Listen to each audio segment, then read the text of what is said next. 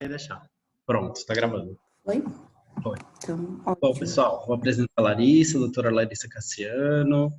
Ela fez faculdade em Mogi das Cruzes, depois fez residência aqui brilhantemente aqui no Cachoeirinha, foi minha igual, minha do Guilherme. Depois ela foi para o HC, fez alto risco no HC e atualmente está fazendo mestrado lá no HC também, sobre toxoplasmose. Por isso veio o convite dela para fazer essa aula. Muito O que mais, obrigada. Lari? Faz várias coisas a Lari aí. Faço. Mas acho que esses são os principais. Eu escrevo toda semana no UOL, então quem quiser acompanhar, toda semana eu escrevo sobre ginecologia e obstetrícia lá no UOL e sou consultora da Johnson e Johnson da parte do Carefree de Sempre Livre. Acho que é isso. E brilha no Instagram também. Ótimo. Ainda Qualquer dúvida, no final, acho que é mais fácil, podem me perguntar. Eu estou à disposição desde já para responder todas as perguntas de vocês e fico muito feliz de falar aqui, principalmente, e de falar sobre toxoplasmose, que é uma doença que eu estudo tanto e que eu gosto bastante. Obrigada, Alan. Vou lá, então. Então, o Alan já me apresentou e vou falar com vocês sobre toxoplasmose. Para vocês que estão na residência, toxoplasmose é algo mais recorrente, mas para a população geral, toxoplasmose, a maioria das pessoas só entende como a doença que não pode comer carne, não pode comer peixe e que não pode ter gato durante a gestação, mas toxoplasmose é muito além disso, e toxoplasmose tem um efeito gestacional muito grande e muito importante. Então, a gente precisa entender bem, porque o tratamento é a maior ferramenta que nós temos. Toxoplasmose é uma zoonose de distribuição universal, então nós temos uma dificuldade muito grande de controle, porque ela tem uma relação muito grande com os animais e com a higiene. Então, algo que vai além só de questões de saúde. Ela é causada pelo Toxoplasma gondii, que é um protozoário intracelular obrigatório, então ele precisa de um hospedeiro animal para que o seu ciclo aconteça. Nós temos observado uma redução na prevalência da toxoplasmose pelo mundo, mas infelizmente isso não tem acontecido aqui no Brasil. No Brasil a gente ainda tem uma prevalência muito grande de toxoplasmose. O diagnóstico da toxoplasmose é sorológico, então nós precisamos de sorologia para fazer o diagnóstico e para entender a doença. Não existe a possibilidade de diagnóstico clínico de toxoplasmose. O maior risco acontece quando a mulher é infectada durante a gestação e também de pessoas com imunidade baixa, principalmente pensando nos quadros mais graves de toxoplasmose. Geralmente, ele acontece no feto e nessas pessoas imunodeprimidas. Toda gestante deve ser pesquisada para toxoplasmose aqui no Brasil, porque, como eu falei para vocês, aqui no Brasil, nós ainda temos uma prevalência muito alta de toxoplasmose. E o melhor momento, embora na gestação tenha que se pesquisar, é antes da gestação, é pesquisar no período pré-concepcional. É a mulher em idade jovem e que tem a ideia de uma gestação. Porque se você conhece o estado sorológico dela pré-gestacional, você consegue orientar para que ela tenha um cuidado maior durante a gestação e que você não tenha que ter tanta preocupação durante a gestação, quando você já tem um conhecimento prévio da questão sorológica dela. Então, como eu falei para vocês, a toxoplasmose é uma zoonose, o parasita que causa é o Toxoplasma gondii. Ele começou a ser pesquisado e ser analisado em 1908. Então, se a gente for pensar em doenças, não é algo tão recente, né? O que se identificou primeiro foi a tríade nos fetos que nasciam com hidrocefalia, retinocoridite e calcificação cerebral. E isso em 1939. Então, da descoberta até correlação com os sintomas, nós tivemos praticamente 30 anos. Os testes sorológicos só começaram em 1948, com um diagnóstico feito por Sabin e Feldman. Em 1970, que a gente começou a ter uma descrição da fase sexual do parasita e entender que existia uma relação com o intestino de gatos. Em 1980, na década de 80, que nós entendemos também dessa relação que é muito importante com pacientes imunodeprimidos. Então, se a gente for olhar a história do toxoplasma, ela é muito recente, pensando em doença e comparando com outras doenças. Talvez por isso a gente ainda tenha tanta dificuldade para tratar e para lidar com a toxoplasmose. Então, existem várias formas da toxoplasmose e é muito importante que a gente conheça e entenda para conseguir orientar e para conseguir receber uma paciente com toxoplasmose e não perder tempo, porque o tempo faz muita diferença para essas pacientes. Então, existe a toxoplasmose aguda, quando a pessoa é infectada e tem sintomas, que na gestação não é muito frequente. Depois eu vou falar um pouco mais dessa questão dos sintomas, mas a toxoplasmose aguda, quando você tem o início dos sintomas e o início da sorologia, o início da positividade da sorologia. Nós temos a toxoplasmose no sistema nervoso central, então algumas pessoas podem ter acometimento de sistema nervoso central por toxoplasmose, que é o quadro mais grave, é o quadro mais complicado. A toxoplasmose congênita, ou seja, quando a gestante infectada passa, na verdade, o toxoplasma passa pela barreira hematoplacentária e acomete o feto. A toxoplasmose ocular, que é o que nós temos com uma frequência muito grande aqui no nosso país, principalmente em locais que não fazem testagem para toxoplasmose durante a gestação. Nós temos muitas pessoas que têm acometimento ocular, que têm comprometimento ocular grave por toxoplasmose não diagnosticada durante o pré-natal. E quando a doença fica disseminada, quando a doença se dissemina e acaba afetando principalmente os pacientes imunocomprometidos. Aqui tem duas fotos para vocês. Essa foto, ela do HC, de um feto acometido com toxoplasmose. E, como eu falei para vocês, essa ideia que a gente tem de toxoplasmose, que é só não comer peixe, que é só não ter um gato em casa. Quando a gente começa a estudar, quando eu comecei a estudar, eu fiz, né, como a Alan falou, eu fiz especialização em gestação de alto risco no HC. E logo depois que eu terminei, eu quis acompanhar o ambulatório de infecções congênitas. E logo um dos primeiros dias em que eu estava no ambulatório, chegou uma bebê cega de 1 ano. E foi a cena que eu guardei para o resto da minha vida e foi quando eu falei, eu quero estudar mais essa doença. A mãe dela teve toxoplasmose congênita, teve um comprometimento muito importante. A bebê teve uma retinocoroidite, que é essa imagem aqui que vocês estão vendo ao lado, com comprometimento muito grave, e a bebê nasceu cega. E ela teve toda uma adaptação. Então, logo na infância, ela passou por vários processos adaptativos para esse crescimento, que é muito diferente quando você tem um recém-nascido, que já tem um comprometimento ocular grave igual ela. E aquela cena que eu vi de mostrar tudo para ela com a mãozinha, de ter que falar tudo com ela antes de tocar, antes de mexer, tudo aquilo mexeu muito comigo. E eu acho extremamente importante que a gente pense na toxoplasmose nesses casos, porque eles não são tão frequentes, mas quando eles acontecem, eles levam a uma alteração em toda a estrutura familiar e na vida da pessoa que foi acometida. Então, a contaminação pelo toxoplasma, ela inicia pelo solo, pela água, por frutas e verduras contaminadas e existe todo o ciclo do toxoplasma, entre oócitos, entre toda essa transição do parasita. Eu não vou fazer essa parte tão parasitológica com vocês, porque eu acho que aqui o objetivo é ser mais didática para o tratamento, mas é importante que a gente entenda que o gato transmite estando doente, então não dá para a gente generalizar e falar para a gestante que ela não pode ter contato com o gato de maneira nenhuma, porque o gato precisa estar doente para que ocorra todo esse ciclo, mas outros animais doentes também podem causar a alteração. A carne desses animais, quando comida e se existe infecção, elas também podem infectar os seres humanos, assim como os alimentos e os objetos contaminados. Então, uma verdura mal lavada, uma fruta, algum alimento desse tipo pode infectar, assim como carne também. Principalmente as carnes exóticas. Tem muitas pacientes que comem carnes exóticas que foram abatidas em frigoríficos que não tinham uma boa conservação. Um dos casos que nós tivemos no HC também foi de uma infecção por carne de javali.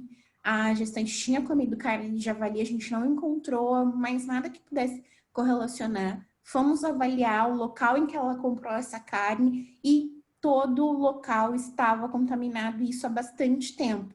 E não era um frigorífico regularizado, não era nada disso, era um matadouro de carnes exóticas. Então, é muito importante que a gestante seja orientada para a higiene dos alimentos e também a higiene da carne, e observar muito bem o local em que ela compra essa carne. Para aquelas gestantes que tem sempre aquela questão de, mas não posso comer mais peixe cru, nada cru. A dica que eu dou, e algo que é importante e que funciona, porque o Toxoplasma parasita morre, a conservação. Então, para quem gosta de comer carne crua, o que se fazer? Congelar a carne. Ao congelar a carne, o Toxoplasma morre, então não existe esse risco de contaminação. Assim como a carne, quando preparada numa temperatura acima de 60 graus, também não existe mais risco de contaminação. Então, para quem gosta muito de peixe cru, de carnes cruas, congela e depois faz o preparo. E sempre perguntar, orientar para as gestantes perguntarem no restaurante, principalmente comida japonesa que elas gostam de comer, se o peixe é congelado antes do preparo, que é para peixe, principalmente para salmão, é um hábito muito comum. Então, como que a gente chega até a infecção fetal? Então, a infecção materna, logo após a infecção materna, existe uma parasitemia, e um dos primeiros sinais que a gente tem, uma das primeiras alterações, é a infecção placentária. A placenta recebe todo esse toxoplasma, e é a primeira manifestação. Muitas vezes, quando a gente olha todo o ciclo da infecção, nós temos uma mãe que se queixa de pequenas alterações, às vezes ela tem um resfriado leve, alguns linfonodos cervicais e um corpo ruim, alguma coisa desse tipo, daí ela passa por essa fase de parasitemia e isso chega até a placenta.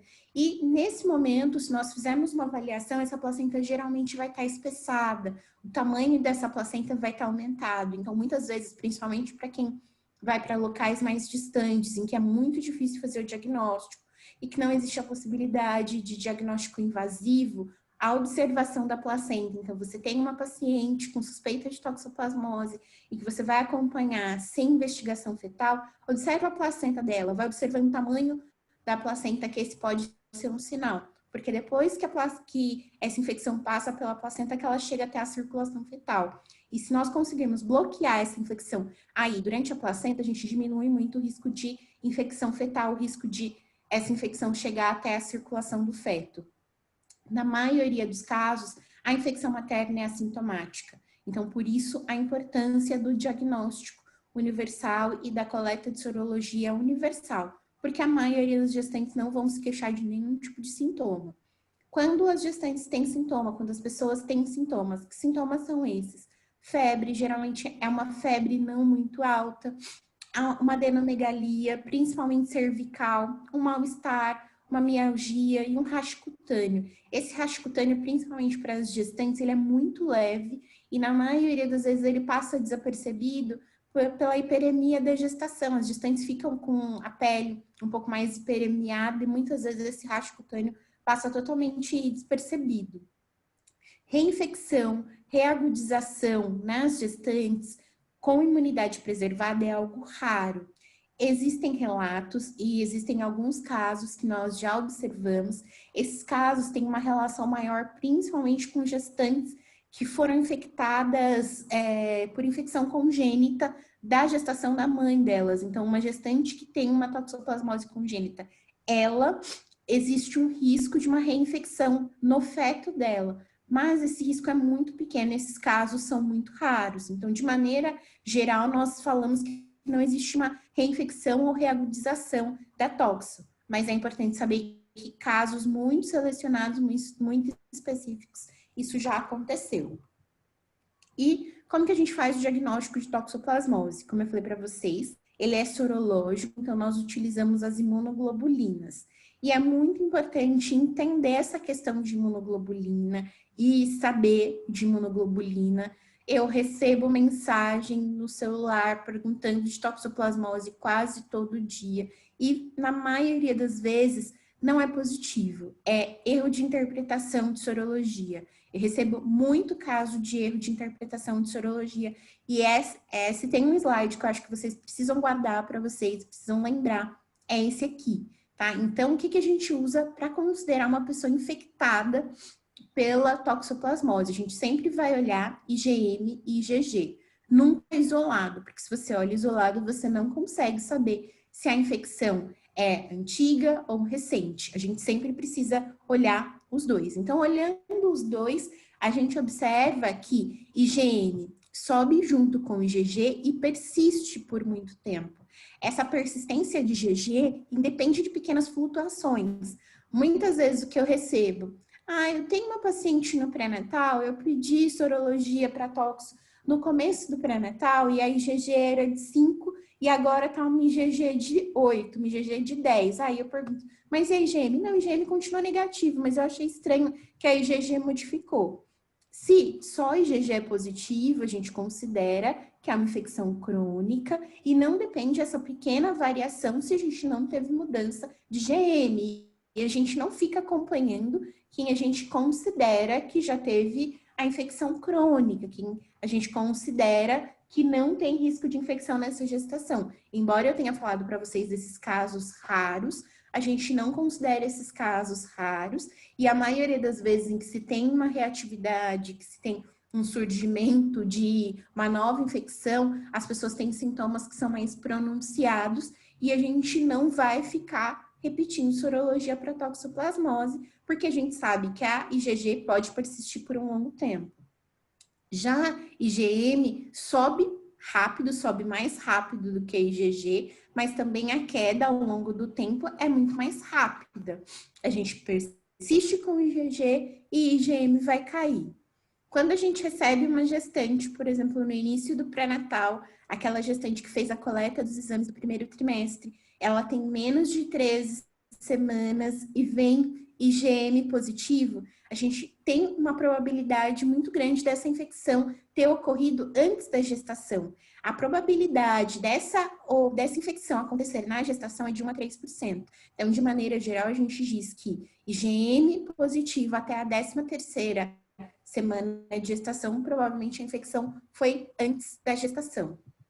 Então, é muito importante que a gente entenda essa questão de IgM e IgG. E daí, fiquei na dúvida, início da gestação, período de gestação difícil de determinar a infecção, a gente vai partir para a avidez de IgG. A avidez de IgG é para a gente entender a ligação do anticorpo, para a gente entender, né, o tempo de infecção. Quando a gente tem uma baixa avidez, a gente entende que essa infecção é mais recente, a gente não pode excluir que isso não tenha ocorrido no início da gestação. Então, se a gente tem, por exemplo, uma gestante que fez sorologia com 14 semanas e que a avidez dela é baixa, a gente não tem como dizer se essa infecção aconteceu nesse momento ou se não aconteceu. Então, é importante olhar para a avidez para entender essa ligação, entender que quando a ligação é baixa, essa infecção pode ser recente e a gente vai observar. A gente tem que entender e observar e investigar. Então, sempre um exame vai relacionar o outro. A gente tem a sorologia, a gente vai usar a avidez e o mais importante, como a avidez é um exame para nos dar a ideia de tempo, a ideia do tempo de ligação, a ideia do tempo de infecção, o que a gente tem que pensar? Quanto antes você pedir, quanto antes você fizer o exame, mais rápido você vai ter uma ideia. Então, sempre que vocês receberem uma gestante no início do pré-natal, IgG e IgM positivo, que não tem o tempo determinado, que você não sabe exatamente, você vai pedir a avidez para poder entender e saber se essa ligação é antiga ou se essa ligação é mais passada. Então, aqui, para ficar mais fácil, para exemplificar tudo que eu estou falando para vocês. Se eu tenho uma gestante que chega com IgG positivo e IgM negativo, eu vou entender que ela é imune. E eu vou seguir a rotina do pré-natal, sem repetir exames, sem continuar a investigação.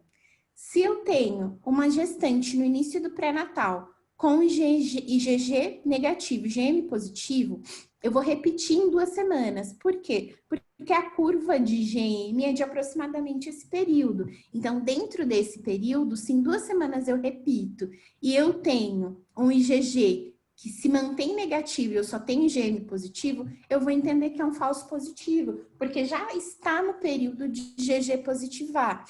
Se eu repetir em 2 semanas e o meu IgG e IgM é positivo, eu vou considerar que essa é uma infecção aguda, eu vou solicitar, porque a partir desse momento em que eu tenho IgG positivo, eu vou solicitar a avidez, e até conseguir a avidez, até conseguir encaminhar essa gestante para um centro de referência, eu vou iniciar a espiramicina.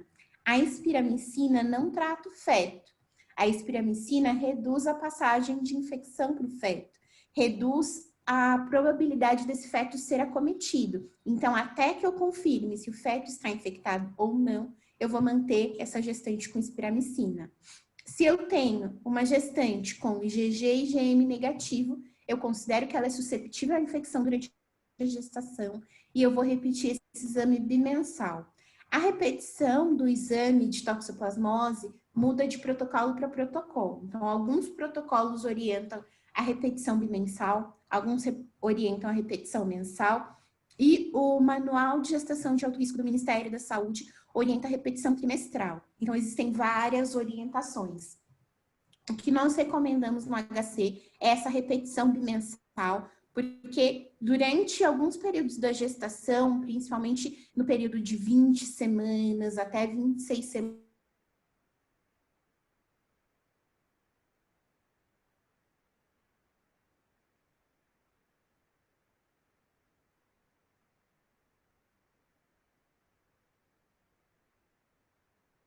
de deixar passar uma infecção. E como que a gente pode prevenir, como que a gente pode orientar? Como eu falei para vocês, lavagem de mão, a orientar a gestante a sempre lavar bem as mãos, a lavar os alimentos, a evitar manipulação de carne crua mal passada.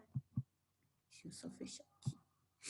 A evitar manipulação de carne crua mal passada, para que quando ela for preparar, que é de preferência que ela utilize sempre produtos de higiene, aqueles produtos de cloro, aqueles produtos para lavar os alimentos, que ela use luvas para mexer em caixa sanitária caso ela tenha gato, para que ela evite que esse gato seja alimentado com carne crua ou mal passada, para que ela evite limpar a caixa sanitária e se ela tiver que limpar, que ela sempre tome muito cuidado, utilize luva, que ela evite deixar esse gato dormindo junto e que o gato seja vacinado e vermifugado.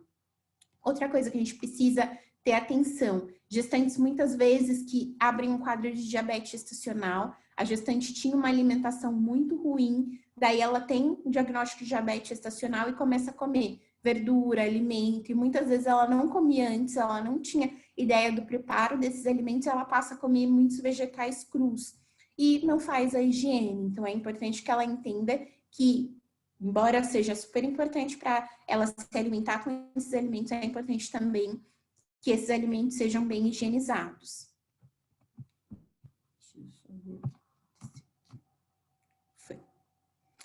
Então, aqui, justamente o que eu falei para vocês, do tempo de infecção. Então, quanto mais tardia a infecção do feto, menores são os danos. Então, quando a gente tem uma infecção mais tardia, os danos são menores, mas quanto mais cedo, né, a infecção acontece, na verdade, quanto mais cedo ocorre a contaminação, maior a possibilidade de uma infecção para o feto, mas os danos maiores acontecem nas primeiras semanas de gestação. Por isso que é importante que a gente observe a gestante, repita os exames, entenda a carga parasitária, entenda o quadro imunológico da gestante, porque isso pode alterar muito o prognóstico do bebê. No Brasil, nós temos o genótipo de toxoplasma mais grave, então nós temos acometimentos muito mais graves do que em outros países, porque nós temos um genótipo que é muito grave. Outro detalhe que é extremamente importante e que mostra também a dificuldade que nós temos de tratamento. Aqui no Brasil, o aborto não é legalizado, diferente de outros países, e países principalmente como França, Estados Unidos, toxoplasmose é um dos critérios que eles utilizam, na verdade não critério, mas é um dos fatores para que muitos casais optem por realizar o aborto. Então, como esses países que até então estudavam muito toxoplasmose passaram a orientar sobre o abortamento para essas gestantes, nós tivemos uma queda muito grande de estudos nesses países. Então, o Brasil é um dos países que tem uma frequência muito maior, uma prevalência muito grande de toxoplasmose, tem estudos, mas infelizmente nós não temos parcerias com outros países, porque a maioria dos outros países não estuda toxoplasmose por justamente essa questão do abortamento. E o que nós nos preocupamos mais na infecção pela toxoplasmose? A calcificação cerebral e a corioretinite. A calcificação cerebral e a corioretinite são duas alterações muito importantes, muito marcadas na infecção pela toxoplasmose, que levam ao acometimento tanto neurológico quanto visual dessas crianças, um atraso no desenvolvimento e a cegueira, e que são alterações que levam para a vida. Então, se a gente for pensar de tudo que eu falei até aqui com vocês, que é uma zoonose, que a questão de alimentação, de cuidados de higiene pode evitar, pensar que uma pessoa pode ter sido acometida por falta de higiene, muitas vezes por falta de diagnóstico, é algo que nós não podemos deixar acontecer. E aqui para mostrar para vocês os principais acometimentos, as alterações ultrassonográficas que nós temos na toxoplasmose. Porque, como eu falei, por mais que a gente esteja aqui em São Paulo, um grande centro, com possibilidade de diagnóstico, muitas vezes, se a toxoplasmose não for solicitada, se o exame não for solicitado, o diagnóstico não será feito. Se não houver repetição de sorologia, o diagnóstico não vai ser feito, porque muitas vezes não existe sintoma.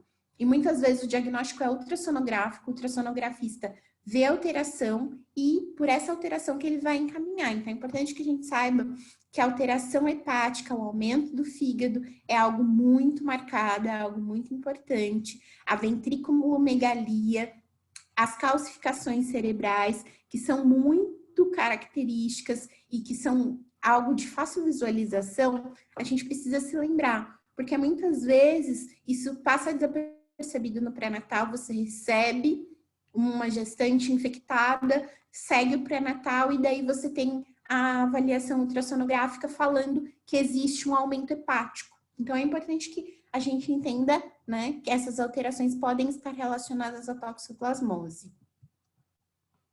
E como que a gente vai fazer o diagnóstico de infecção fetal?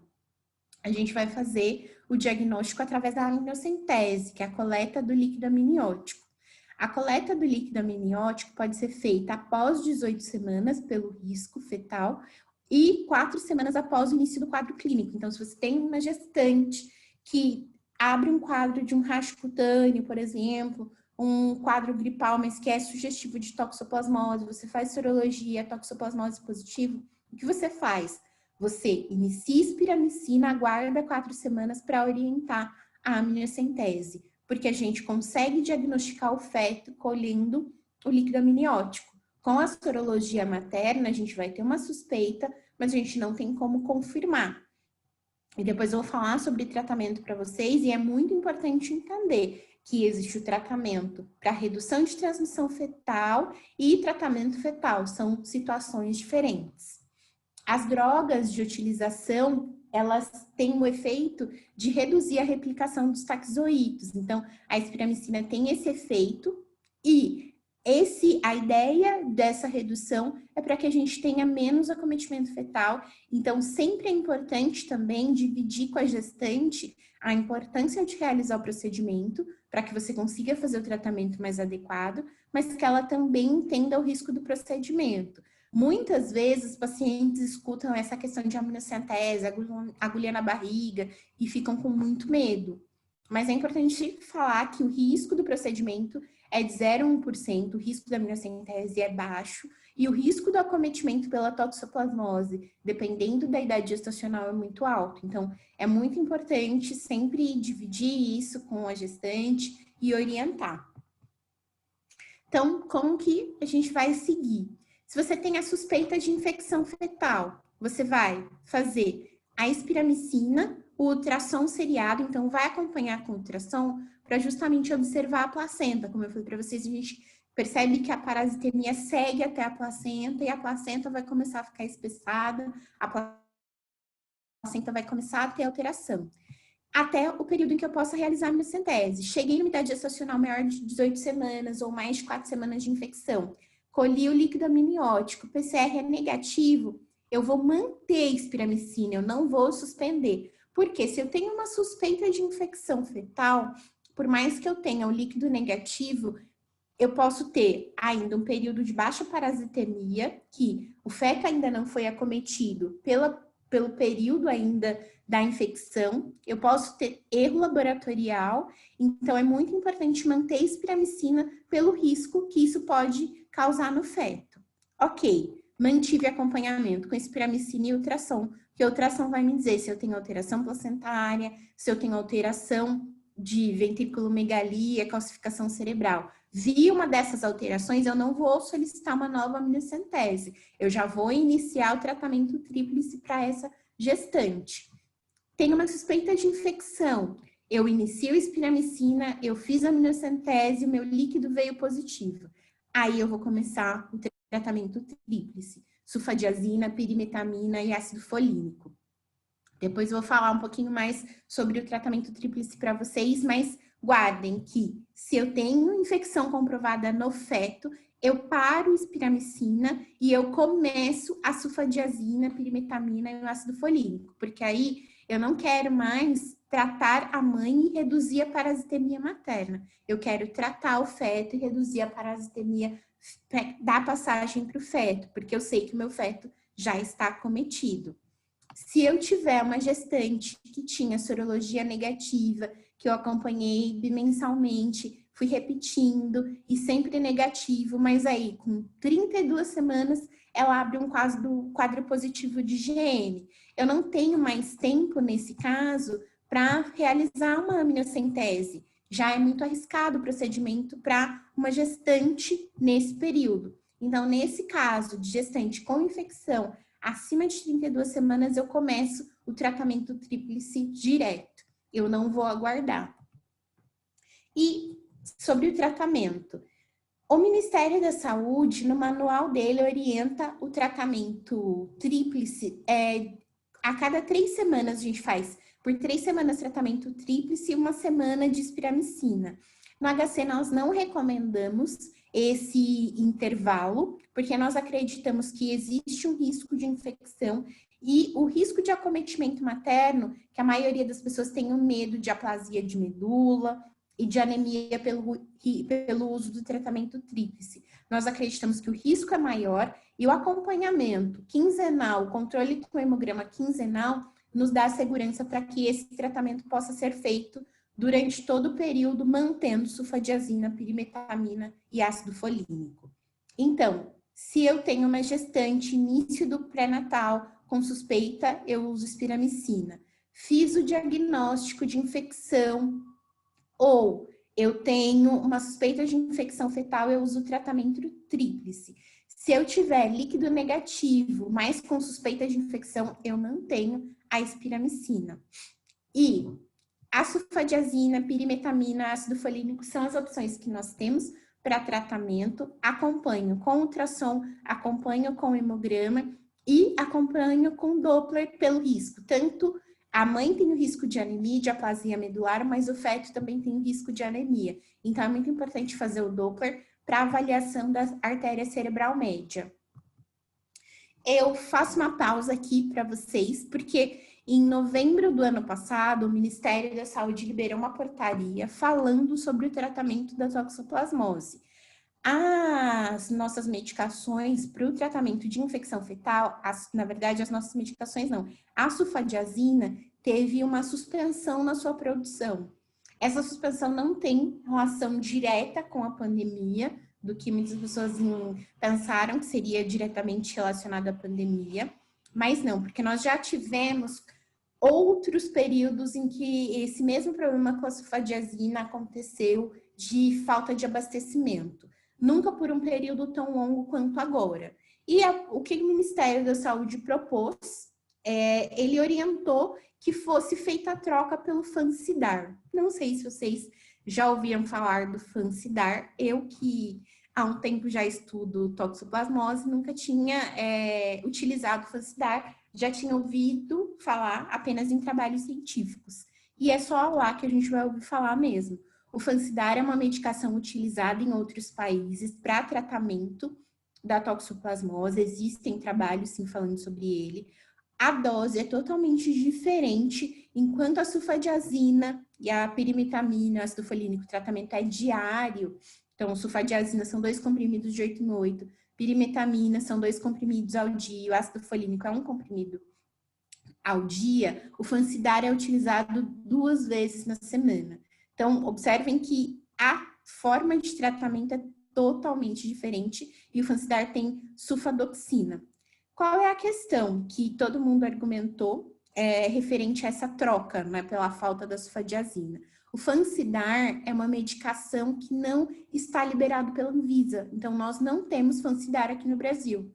Ou seja, neste momento, no Brasil, a produção de sulfadiazina está suspensa, ou nós não temos uma produção, e nós não temos uma orientação exata do que deveria ser utilizado durante esse período para as gestantes. O que tem sido feito, tanto no HC quanto no Rio de Janeiro, é a utilização de Bactrim, que é o sulfametoxazol com trimethoprim, um comprimido de 12 em 12 horas, mas isso, infelizmente, é algo que nós esperamos que seja temporário, mas que nesse período, se vocês ouvirem alguém comentando, se vocês encontrarem alguma paciente, é o que tem sido feito na substituição da sulfadiazina, porque nós consideramos que, em primeiro lugar, o Fansidar não está disponível e, em segundo lugar, nós não temos liberação da Anvisa. Então, nós não podemos prescrever uma medicação que não está disponível e que não é liberada pela Anvisa. Então, a princípio, né, pensando no cenário que nós adoraríamos ter, o tratamento seria com sulfadiazina, pirimetamina e ácido folínico. A gente só faz o tratamento com tríplice depois de 16 semanas, até porque, como eu falei para vocês, a gente só pode fazer tratamento tríplice se a gente sabe que existe infecção fetal. E ainda que você tenha uma infecção, uma gestante que se infectou com 14 semanas, você vai precisar esperar pelo menos 4 semanas para poder realizar a amniocentese e confirmar que o feto está acometido. Sulfadiazina 3 mg por dia, pirimetamina 50 mg e ácido folínico, observem bem que é folínico, não é ácido fólico, 15 mg ao dia. O ácido folínico é justamente para reduzir o risco de aplasia medular. Realizamos controle quinzenal com hemograma e ultrassom para avaliar tanto placenta quanto artéria cerebral média pelo risco de anemia fetal. A profilaxia, então, quando a gente tem essa suspeita de infecção, mas ainda não tem a confirmação, é feita com espiramicina. São 2 comprimidos de 8 em 8 horas. A espiramicina é outra questão que muita gente tem dúvida, muita gente se confunde, porque a medicação mais utilizada, mais comercialmente, ela tem algumas alterações. Alguns fabricantes colocam 500 miligramas, e outros colocam 1000 unidades. Então, nesses casos, a gente vai considerar que essa dose é equivalente a 500 miligramas e deve ser utilizado 2 comprimidos, mesmo que a gente tenha essa diferença entre eles, porque essa diferença está relacionada à fabricação. Então, são 2 comprimidos de 8 em 8 horas. A infecção durante a gestação. É muito importante que a gente entenda, como eu falei para vocês, que a gente repita a sorologia durante o pré-natal, que a gente oriente durante o pré-natal a gestante para que ela tome cuidado. A gente tem que saber que toxoplasmose é uma doença de notificação compulsória. E por que é uma doença de notificação compulsória? Pelo risco de surto. Como a gente tem um risco de, na verdade, a gente tem uma zoonose, que pode levar a acometimento de animais, que pode contaminar o solo, que pode contaminar a água. A gente pode contaminar um número muito grande de pessoas que estão ali naquela região. Aqui no Brasil, no ano passado, nós tivemos um surto em Pinheiros, em um restaurante super conhecido. Nós tivemos um surto em Campinas, em uma escola extremamente conhecida, a maior escola de Campinas. Nós tivemos um surto em Santa Maria no ano retrasado, no sul do país, e nós já tivemos um surto em mais uma cidade do sul, que agora eu não me lembro o nome. O surto de São Paulo foi pela carne contaminada, o surto na escola de Campinas foi pela água e o surto no sul do país foi um dos mais emblemáticos porque o reservatório de água da cidade era construído de madeira e essa madeira foi contaminada por fezes de gato. E toda a cidade acabou sendo contaminada e o número de pessoas acometidas foi muito grande. Esse rastreio, essa chegada até a identificação só foi possível por essa notificação. Então, se você tem uma gestante infectada, tem que se notificar para que seja possível identificar a origem da infecção. A gente precisa valorizar os sinais e sintomas, principalmente durante a gestação, a febre, a adenomegalia, esse mal-estar, que muitas vezes a gestante se queixa de mal-estar, mas esse é um quadro mais de parasitemia, de uma questão articular, de um desconforto, muitas vezes acompanhado de uma alteração de temperatura que não chega a ser uma febre, mas existe uma alteração de temperatura. Então, se a gestante chega no pronto-socorro para vocês com um quadro como esse, colham sorologia. No pronto-socorro é possível colher sorologia. Ela vai voltar depois para pegar o resultado, mas é possível. Pesquisem toxoplasmose, entendam que ela pode se manifestar com esses quadros clínicos, muitas vezes difíceis de serem interpretados. Orientem as gestantes não imunes, principalmente orientem a questão nutricional, a alteração de dieta para algumas gestantes. Nós temos pesquisas com novas drogas, mas como eu falei para vocês, essas pesquisas elas têm uma dificuldade muito grande, tanto de financiamento, tanto do número de pacientes, como os outros países, na maioria das vezes, não mantêm gestações de gestantes infectadas por toxoplasmose, a gente acaba tendo uma limitação muito grande de novos tratamentos e de novas opções. Mas é importante que a gente conheça a doença. Então, a prevenção da infecção é o mais importante. A gente não tem vacina, a gente não tem outras possibilidades além da prevenção. Se a gente consegue prevenir a infecção, se a gente consegue saber o diagnóstico, a gente vai evitar que as nossas crianças sejam acometidas e que as nossas crianças tenham acometimento visual. A gente precisa orientar pessoas que moram na casa com risco de infecção, a gente tem que pensar nas pessoas imunocomprometidas que têm um risco maior e lembrar sempre que toxoplasmose é de notificação compulsória. Agora falando do meu trabalho, né, da minha tese de mestrado e falando do HC. Toxoplasmose é uma doença que se vocês virem na UBS, se vocês conhecerem alguém, pode colocar no CROSS. É um caso que vai chegar no HC, que quanto antes vocês mandarem, antes a gente consegue iniciar o tratamento, a gente consegue pesquisar se existe infecção fetal. E embora estejamos num momento ruim para o tratamento da toxoplasmose, eu acredito muito nas possibilidades que nós teremos em breve, né, de mudar esse cenário e de mudar a qualidade de vida desses bebês que poderiam ser infectados e ter uma mudança muito grande na sua história de vida. Era isso que eu tinha para falar para vocês. Eu me coloco à disposição para responder as perguntas que vocês tiverem e também me coloco à disposição para encaminhar algum caso vocês tenham, e para responder também dúvidas se vocês tiverem. Muito obrigado, Lari. Eu que agradeço. Obrigado. Alguém tem dúvidas? Achei legal. Aqui no nosso protocolo, acho que a repetição da serologia é trimestral. Achei muito boa a dica das diabéticas ser bimestral, porque é bem verdade o que você falou, né? Elas vão aumentar, espero que aumentem o consumo de verduras e frutas. Sim. Eu acho que é fundamental mesmo, elas não estão muito acostumadas a comer isso, será que elas estão falando direitinho? Isso acho que é um grupo que vale a pena reforçar, talvez, a sorologia bimestral, se elas estão suscetíveis mesmo. Acho que é uma boa dica, nunca fiz, acho que vou começar a fazer. Acho que vale a pena mesmo. Ótimo. Nunca tinha pensado nisso. Gostei da dica. Alguma dúvida, pessoal? Eu preciso liberar a Larissa, que ela está no consultório, né, Lari? Tô. Ela se liberou uma linha aí pra gente. Se ninguém tem dúvidas... Se tiverem dúvidas depois, podem me mandar. Se tiverem casos também de toxo, principalmente casos, podem me mandar. Aceito todos. Se quiser só colocar no Cross, a gente pega no Cross, toxoplasmose sempre chega lá pra gente. Então, se tiver um caso de alguém interior de São Paulo que a pessoa esteja disposta a vir para cá, pode me mandar. A gente está sempre recebendo esses casos com o maior prazer. Ótimo, Lari. Acho que ninguém tem dúvidas, então. Vou terminar.